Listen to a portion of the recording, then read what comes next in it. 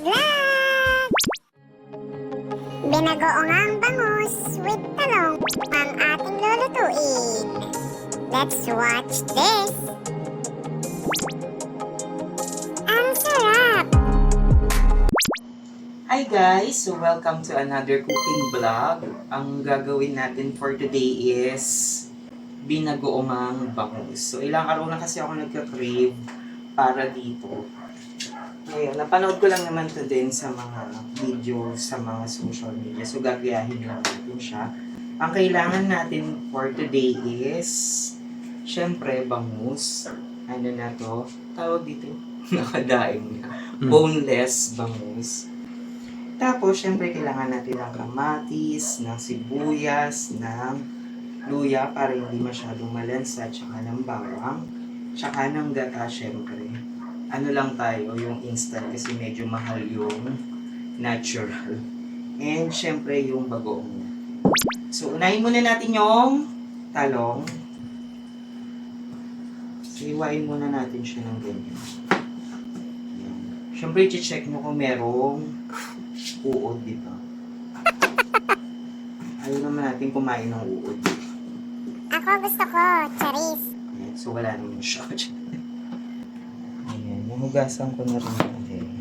Ayan. Ganyan. Check nyo muna kung may chismis.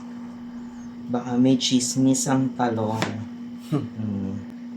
Ayan, wala. Walang chismis yan, guys.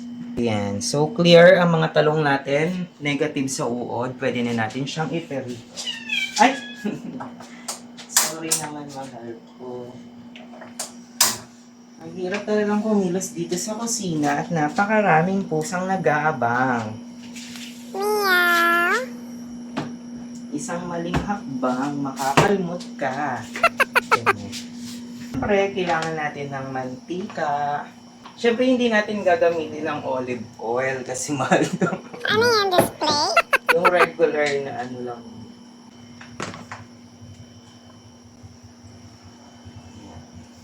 Painitin lang natin yung mantika.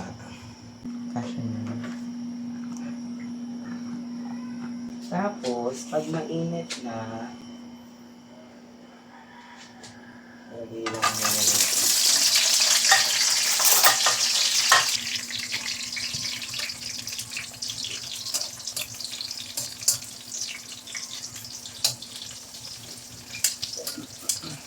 Ayan.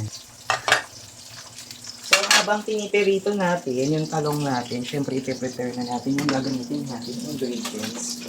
Para sa pag-isa, manahay muna natin yung bawang.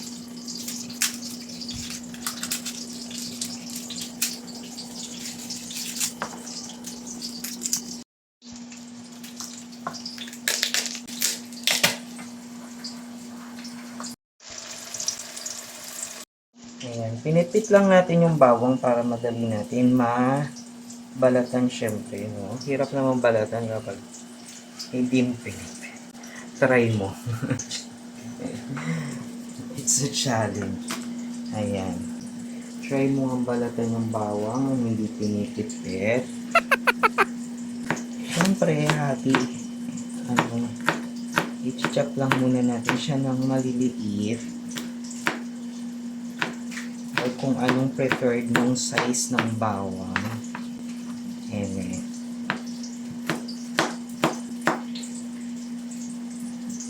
Luto na ba yan, ha? Baka siya iluto ko rito. Baka siyang isahog ko rito sa niluluto. Maging binagoong ang pusa. Binagoong ang bulit. So, ayan, naamoy ko na yung talong natin na natutosta. Wait lang. Baligtarin lang natin ng very quick yung talong after nito. Baka masunog. Laki ng kutsilyo ko, diba?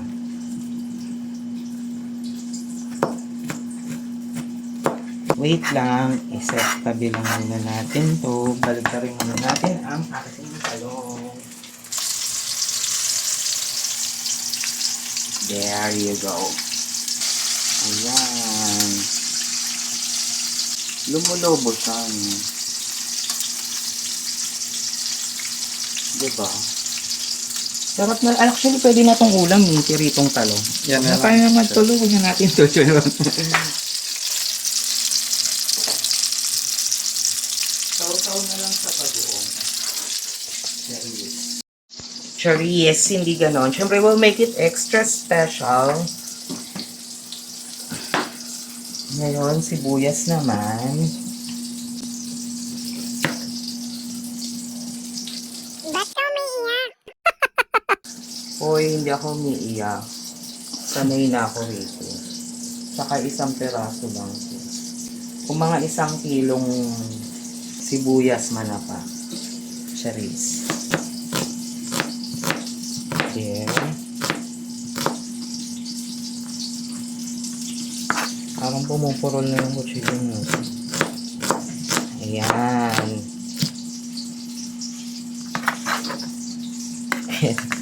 Naluha nun. Tapos, syempre para hindi malansa yung ano natin, lagyan natin ng Luha. Charis. luya.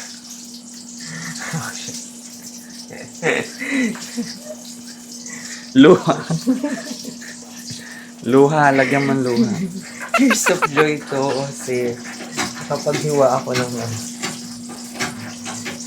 successful ang paghihiwa ng sibuyas. Ayan, naku. Dinamihan mo ba sinaing mo? Sigurado ko mapapakain ka na naman ng malala. Kaya kung ito yung lulutuin mo, make sure na yung sinaing nyo napakarami, promise. Because ang lakas niya sa kanin. Hiwain lang natin ng manipis. There. Okay, siguro okay na yung talong natin. Kasi isasama pa naman natin ito mamaya sa gata.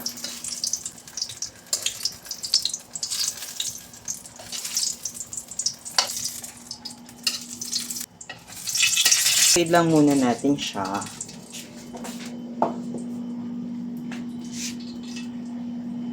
Next is our boneless bangus. Social boneless. Para hindi na matinik, diba?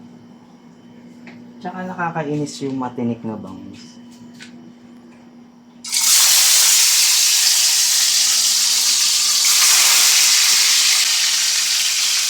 Ako buo pa rin siya. Ayan, ano ba yun?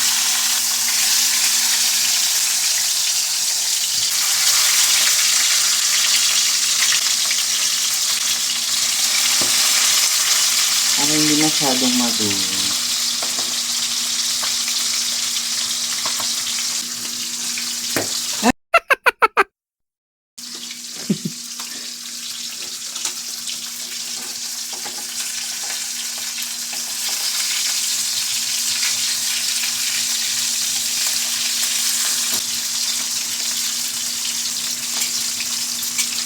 Grabe na kasi yung pagka-marinate na itong ano. Aray. Hindi na natin ito nilagyan ng asin kasi pag-uong natin later, medyo maalat na. So, there's no need. Antayin lang natin siyang ma-ferrito para hindi maduro.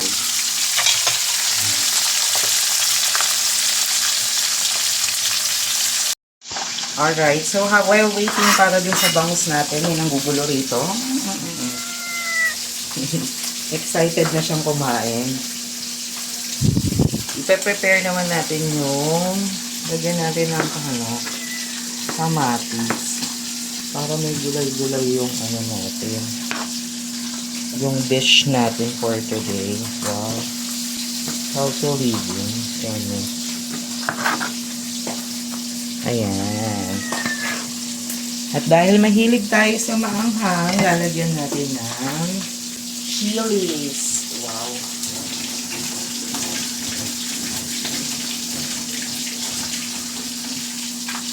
Lagyan natin ng siling green. Konti lang.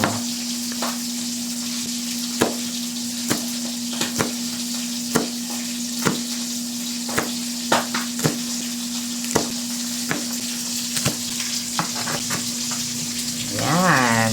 And we're all set. Hintayin na lang natin yung bangus natin makulito.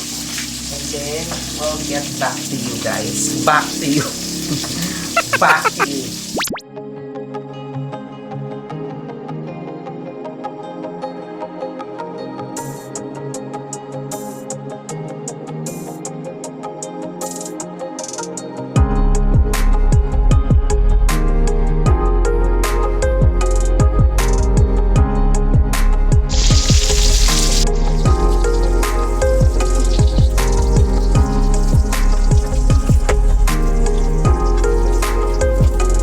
Try natin maperito yung mga bangus. Dito na rin tayo magigisa, guys.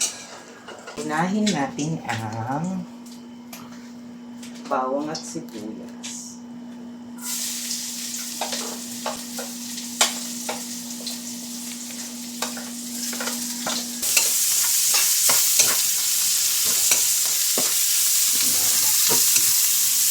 And then our luya.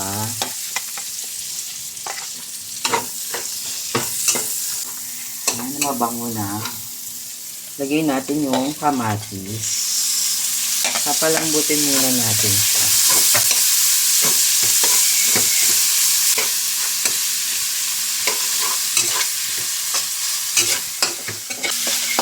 Ayan, malambot naman na yung kamatis natin. Lalagay na natin ang papasarap sa ating lutuin. Bagoong.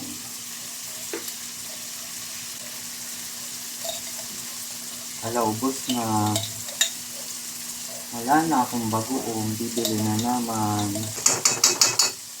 Sakto lang naman din yung natira. Dahil yung bagoong natin is luto na yun, hindi na natin ito masyadong matagal na bibisahin. Ilalagay na natin kaagad yung chili para may konting sipa ang ating dish for today. Sobrang bilis na lang neto after kasi pakuluan na lang natin yung ating gata.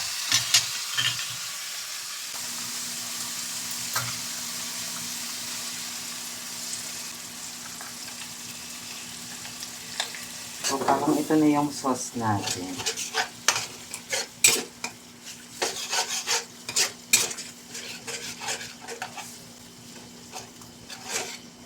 Diba ang ganda naman? So I don't think na kailangan na natin panalagyan to ng salt because medyo, sabi ko nga medyo maalat na yung ating bagoong. Siguro ano na lang, pepper, kaunting pepper, tsaka monosodium glutamate. Tapos ilalagay na natin dito yung ating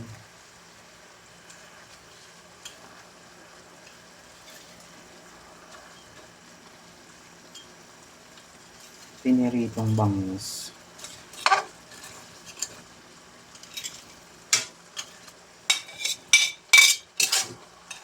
Ayan, huwag na lang na pala natin masyadong haluin para hindi madurog. And then our ating talong na pinarito.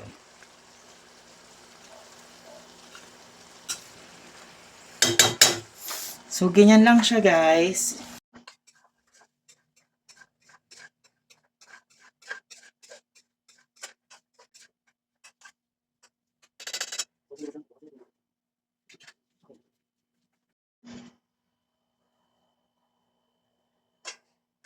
So, ito na siya. Kita ba? Ito na siya. Our binagoong bangus na may talong. And syempre, bibigyan natin ng ating kapitbahay. Paabot nga ng ano. Gusto mo ano? Yan, sarap. Magkamay. So, ayun, tapos na tayo magluto. Syempre, handa natin yung masarap na partner ng masarap natin kulinan. Ang soft drinks. Ito na siya. So, parang masarap magkamay.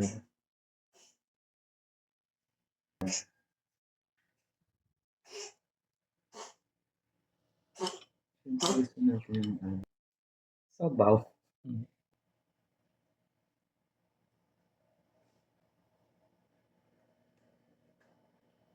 Mhm. Perfect. This is heaven. Super sarap. Super! Hindi sa pagpapaka-OA, pero paborito ko talaga to. Promise. Handaan nyo na yung kanin yung napakarami. Lalo na kung bahaw siguro to. Sarap. Talong. Ha? Mm. Super sarap. So, ayun na nga guys. Try nyo na rin tong binagoongan talong. Ay, banghus na may talong. Super sarap. Grabe. Lalo na maanghang-anghang siya.